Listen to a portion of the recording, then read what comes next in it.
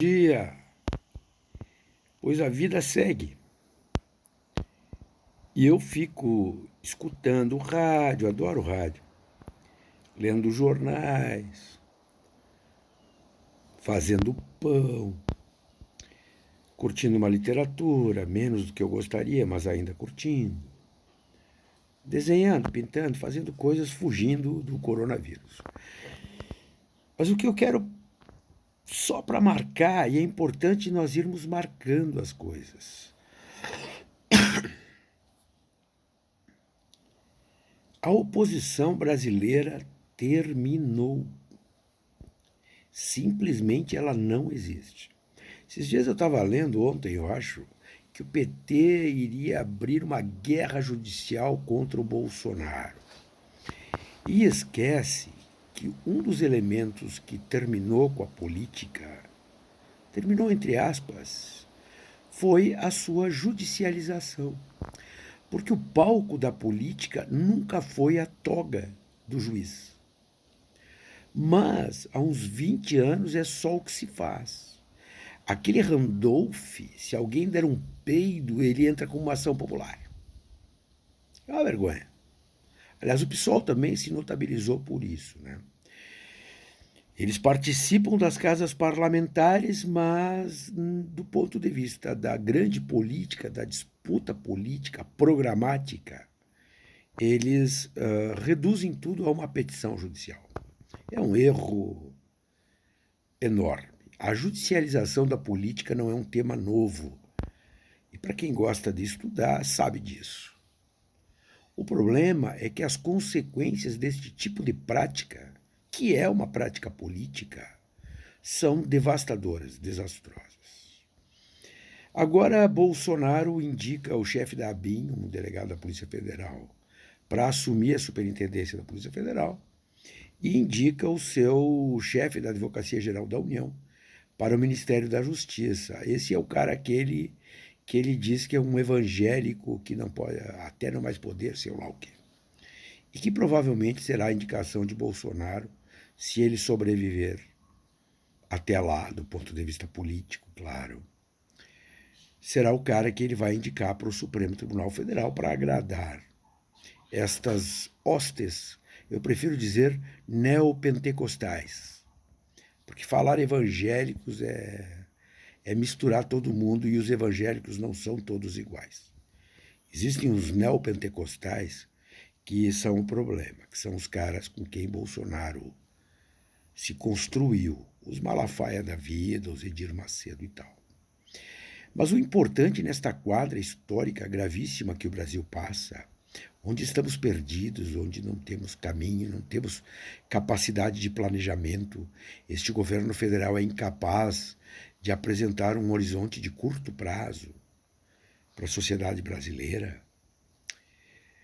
Eu me preocupo sinceramente com a chamada oposição, e não falo só na esquerda, no PT, não.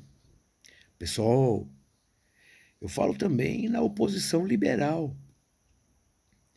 Esse liberalismo clássico, em princípio representado pelo PSDB, né? Todos perdidos, todos jogados no divã.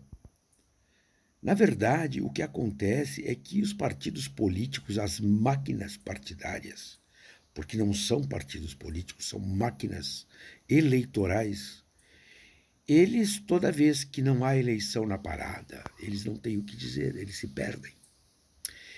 Então, são partidos pragmáticos e não programáticos. Não há uma proposta de poder para o país. A extrema-direita, ela está aí, veio para ficar, e o seu chefe não é Bolsonaro. O chefe da extrema-direita chama-se Sérgio Moro. Vejam que o MBL, aquela turminha do Kim Kataguiri, já vem detonando Bolsonaro há tempo. Por quê? Porque são humoristas. Né? Ou seja, o Lepã brasileiro chama-se Sérgio Moro. Então a extrema-direita está aí. Né? E o resto? O centro Não falo de centrão. Centrão é um esquema tipo mercadinho. Quem paga leva. Que é o que o Bolsonaro está fazendo.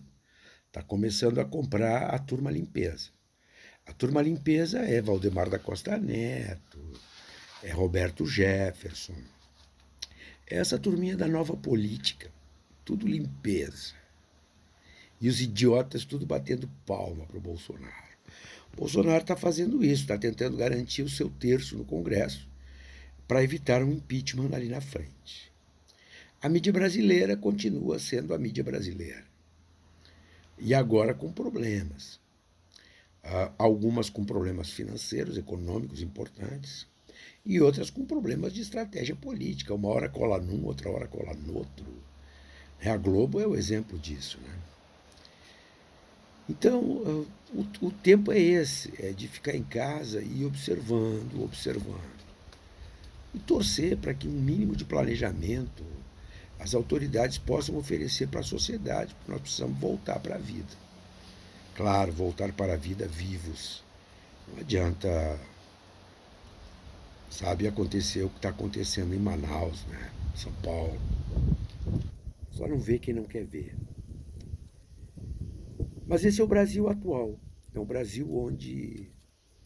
E não adianta a turma do PT, especialmente a do PT, ficar botando a culpa na mídia, porque a mídia não mostra, porque a mídia não fala do PT, porque a mídia não entrevista o PT. Porque, sim, mas vem cá, mas se os caras dependem da mídia para existir, então não dá, né?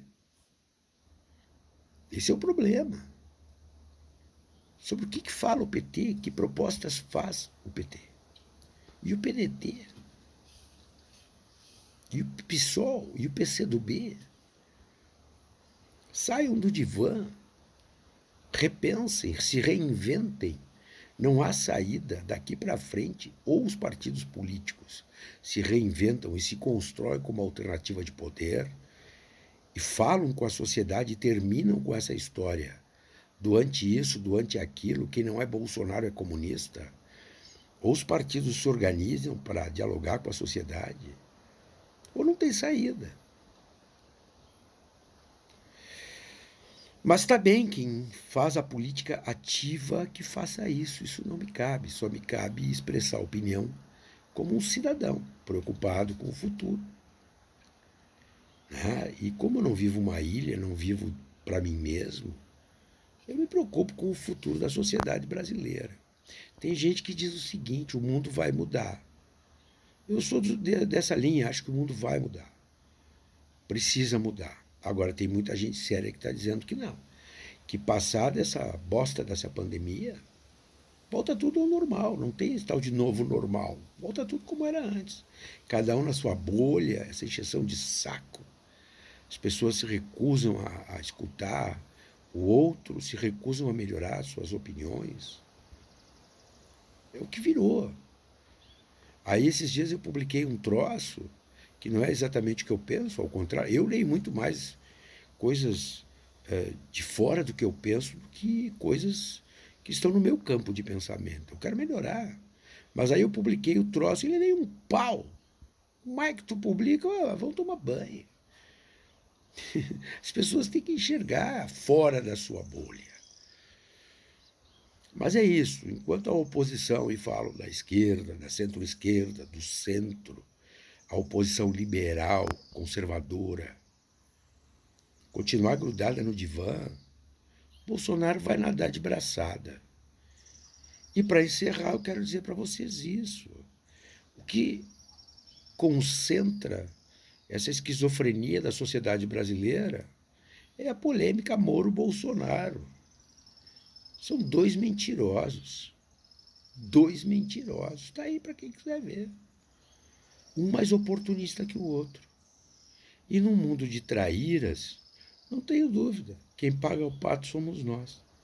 Grande abraço e até a próxima. Ah, falei na terça-feira.